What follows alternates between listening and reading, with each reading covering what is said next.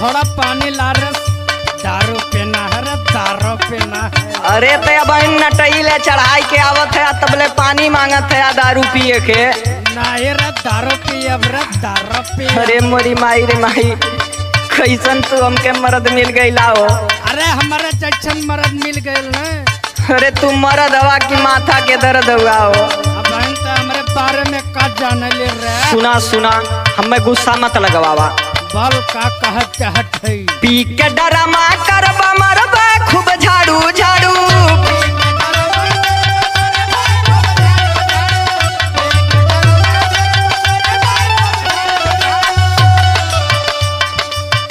पी के डरामा करबा मरबा खूब झाड़ू झाड़ू।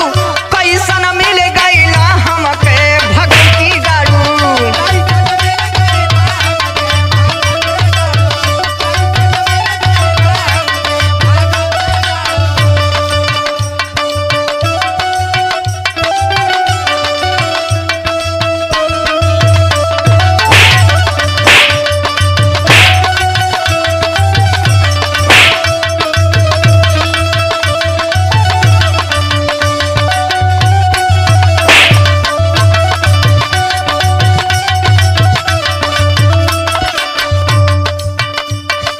मुझे पीने का शौक है, मैं पीता हूँ।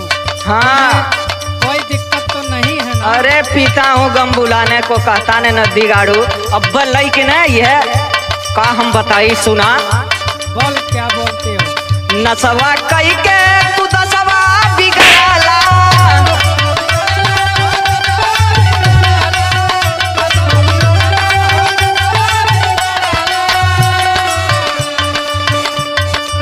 पगल के जैसन तू भेसवा बनवाला।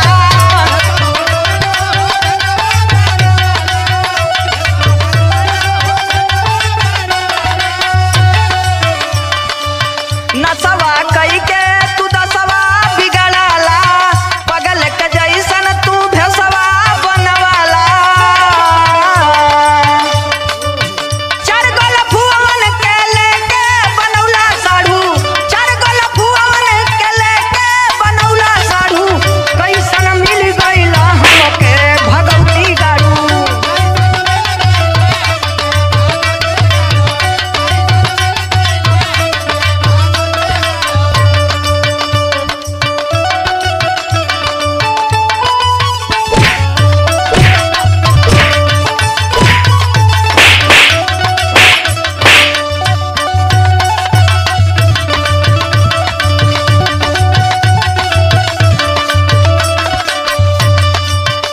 मुझे जानते हो, मेरा नाम आयन सिकंदर है। अरे तो जानत है नदी गाड़ू। अब का कई भतारे के नौआ न लेवे के नहीं तो नहीं, ये बेलनवा अब डाल देवे गस।